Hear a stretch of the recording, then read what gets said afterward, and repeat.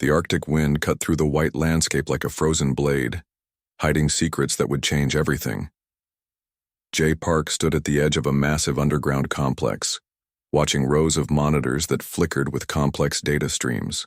Outside, nothing seemed unusual, just endless snow and distant ice formations. But beneath his feet, something extraordinary was taking shape. For years, the research station had appeared to be a simple scientific outpost. Researchers pretended to study climate change and geological patterns. In reality, they were building something far more important, a fleet that would protect humanity's future. The complex stretched nearly 3 kilometers beneath the ice, its walls made of advanced composite materials that could withstand extreme pressures and temperatures. Massive construction robots moved, silently, assembling components of starships that looked more like liquid metal than traditional spacecraft. Hana Kim, the lead propulsion engineer, walked into the control room. Her tablet displayed schematics of engines that could potentially bend the rules of known physics. Each design represented years of secret research, stolen alien technology, and pure human innovation. "Status report," Jay said quietly. "Prototype Alpha is 92% complete," Hana responded. Her fingers moved across the holographic display, revealing intricate details of a ship that could potentially outmaneuver any known alien vessel. The station's power generators hummed beneath them, drawing energy from experimental fusion reactors, hidden deep underground. These weren't just ordinary power sources. They were technological miracles that could potentially provide unlimited clean energy. Workers moved through underground tunnels, most of them unaware of the full scope of their project. Some believed they were developing advanced climate research equipment. Others thought they were creating next-generation military technology. Very few knew the truth. Outside, international satellite systems continued to show nothing unusual.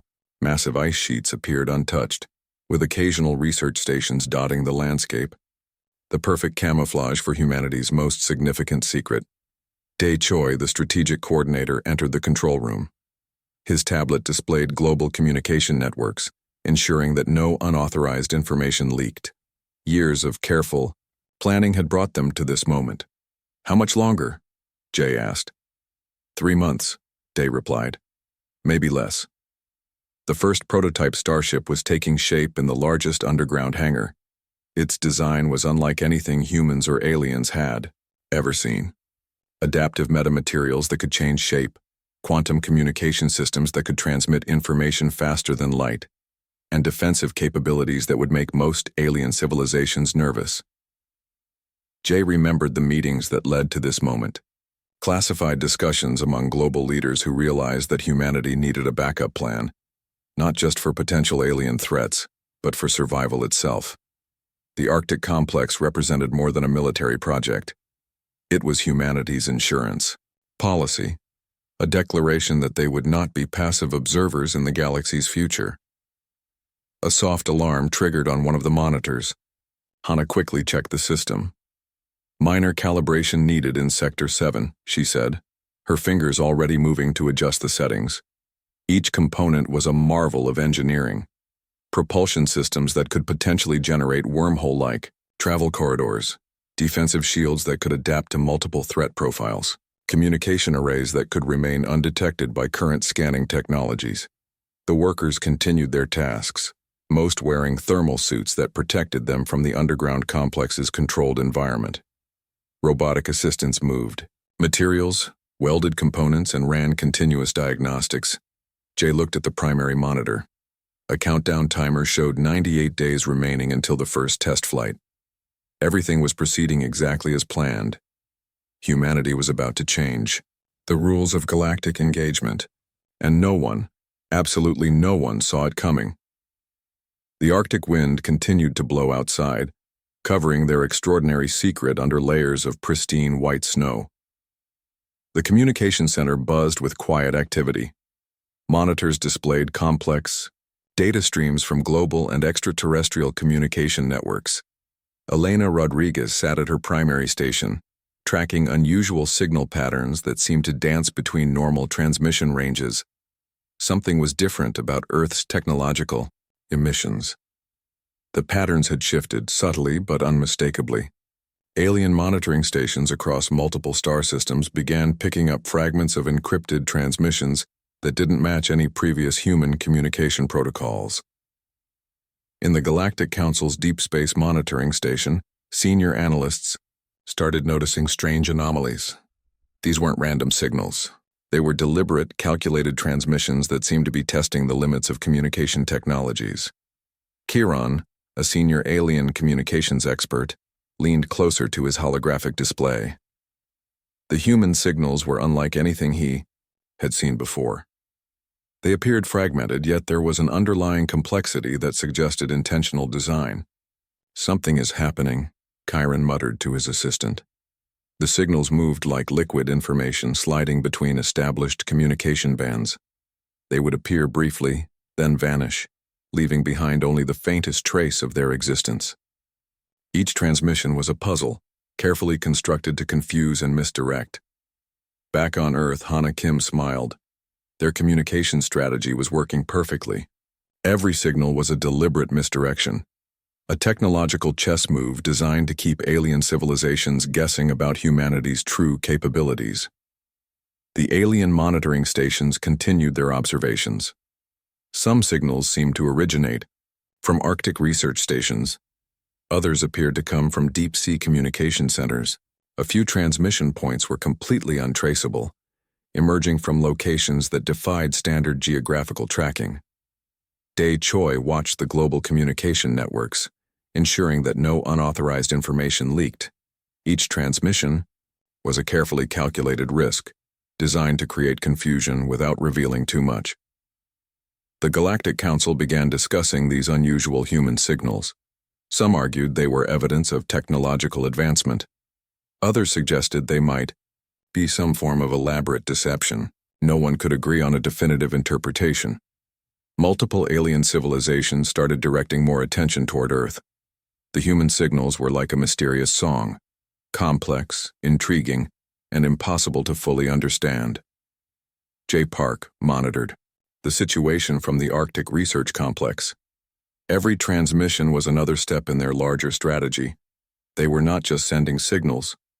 They were telling a story that would keep alien civilizations guessing. The signals contained fragments of scientific data mixed with seemingly random mathematical sequences. To an untrained observer, they would appear meaningless. But for those who knew how to look, they were carefully constructed messages. Some transmissions suggested advanced research in quantum communication. Others hinted at breakthrough propulsion technologies. Each signal was a breadcrumb, leading alien civilizations down carefully selected paths of speculation. Elena Rodriguez continued her careful monitoring. Her team had spent years developing these transmission strategies. They were not just sending information. They were controlling the narrative about human technological capabilities. The alien monitoring stations became increasingly frustrated. The more they tried to decode the transmissions, the more complex they became. It was like trying to catch water with bare hands. The signals would slip through their most advanced analysis systems, Chiron reported to the Galactic Council. "The humans are definitely up to something," he said. "But we cannot definitively determine what." The signals continued their dance across communication networks. Some would last milliseconds. Others would persist for hours, carrying complex data that seemed to change its own structure continuously. Humanity was playing a sophisticated game of technological hide-and-seek, and they were winning. The communication center remained calm, with Elena and her team knowing they were part of something extraordinary. Each transmission was another step toward revealing humanity's true potential. The alien civilizations watched, listened, and wondered. Something was happening on Earth, something big, and they were nowhere close to understanding what it might be. The signals continued their mysterious dance, carrying humanity's carefully crafted message across the stars. The Arctic ice cracked like thunder. At first, most observers thought it was another climate event, but this was different. Something was moving beneath the frozen landscape. J. Park watched the monitors with calm concentration. Years of preparation were about to become reality. The first ships would break through the ice, revealing humanity's most carefully guarded secret. The initial breach was almost silent. A massive section of ice simply dissolved, revealing something that defied current technological understanding. Starships emerged, not as rigid metal structures but as liquid-like formations that seemed to breathe and adapt with each movement. Hana Kim's propulsion systems worked perfectly. Each ship could change shape instantly, its outer skin a complex network of adaptive metamaterials that could transform in milliseconds. They looked less like traditional spacecraft and more like living machines. The first ship broke through completely, rising from the Arctic waters like a silver ghost. Its surface reflected the pale sunlight, shifting colors and patterns that made it almost invisible to standard tracking systems. International space agencies suddenly went silent, their monitoring equipment struggling to process what they were seeing. Dae Choi monitored the global communication networks. No panic, no immediate alarm.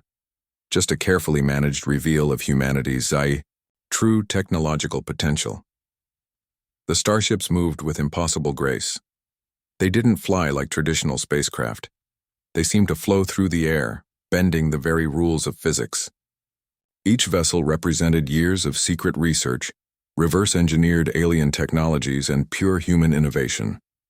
Military satellites from various countries tried to track the ships. But these were not ordinary vessels. Their quantum communication systems could instantly block or redirect any tracking attempt. They appeared and disappeared like digital ghosts. 3 ships emerged first, then 5, then 10. Each one different, yet part of a carefully designed fleet. Some were smaller, designed for precise tactical operations. Others were massive constructions that could potentially house entire research teams or military units. Elena Rodriguez prepared the diplomatic communication channels. This was not just a technological reveal, it was a statement. Humanity was announcing its arrival as a serious galactic power. The ships began a synchronized movement, creating patterns that seemed to communicate something beyond simple navigation. It was almost like a dance, a demonstration of technological capability that went far beyond mere transportation. Global news networks struggled to report what was happening. Cameras caught glimpses of ships that seemed to appear and disappear at will. Social media exploded with millions of unverified videos and images. Kiran, the alien diplomatic observer, watched the live transmission with growing disbelief. These weren't just advanced ships. They represented a technological leap that nobody had anticipated. The Arctic Research Complex continued its operations as if nothing unusual was happening. Workers maintained their calm, knowing that this moment was the result of decades of careful planning and preparation. Each ship carried multiple technological innovations. Adaptive armor that could change its molecular structure instantly. Propulsion systems that could potentially generate localized wormhole corridors. Communication arrays that could transmit information faster than light. The demonstration lasted precisely 37 minutes. Then, as quickly as they had appeared, most of the ships vanished, some returning beneath the ice, others seemingly disappearing into thin air. What remained was a clear message. Humanity was no longer a young, inexperienced species waiting to be guided. They were a strategic power, prepared, advanced, and utterly unpredictable. The Galactic Council would receive a formal communication soon, but for now, the world watched in a mixture of awe and confusion. Jay Park allowed himself a small smile. Phase 1 was complete. The galaxy would never be the same again. The Arctic wind continued to blow as if nothing extraordinary had just happened. But everything had changed. The Galactic Council chamber fell silent when the human delegation entered. No dramatic speeches. No apologies. Just calm professionals carrying advanced data tablets. Elena Rodriguez led the team. Her dark eyes scanned the room, noting the mixture of confusion and tension among alien representatives. 12 different alien civilizations sat around the circular platform, their communication translators working overtime. "We are here to discuss recent technological developments," Elena began, her voice steady and clear. The alien representatives exchanged nervous glances. They had watched the Arctic fleet demonstration. They knew humanity had been hiding something significant, but nobody understood the full extent of human capabilities. Kiran, the senior diplomatic observer, leaned forward. His species had monitored human development for centuries, always considering them a potential but underdeveloped civilization. Today, everything would change. Elena's presentation began. Holographic displays showed technological innovations that seemed to break every known scientific understanding. Quantum communication, systems that could transmit information across galactic distances in milliseconds. Adaptive metamaterial technologies that could change molecular structures instantly. The Zorax representative, known for their advanced technological background, looked visibly shocked. Their species had considered themselves the most technologically sophisticated civilization in the known galaxy. Now humans were challenging that assumption. These technologies suggest capabilities far beyond what we believed possible, Elena explained. Each slide revealed another layer of human innovation. Faster-than-light communication networks, energy generation systems that could potentially power entire star systems, defensive technologies that could neutralize most known weapon systems. J. Park stood quietly behind Elena, monitoring the diplomatic interactions. Years of preparation had led to this moment. They were not seeking conflict. They were establishing a new understanding of humanity's potential. The Galactic Council representatives began asking questions. Some were aggressive, others were curious. A few seemed genuinely terrified by the technological capabilities being presented. "How long have you been developing these technologies?" asked the Centauri representative. "Decades," Elena responded simply. "Carefully, strategically." The presentation continued. Each technological breakthrough was presented not as a threat, but as a potential collaborative opportunity. Humans weren't looking to dominate. They were offering partnership on their terms. Dae Choi monitored communication channels, ensuring no unauthorized information leaked. This was a carefully choreographed diplomatic dance with every movement calculated and precise. The holographic displays showed more than just military technologies. Medical innovations that could potentially cure diseases across multiple species. Environmental restoration technologies that could rehabilitate damaged planetary ecosystems.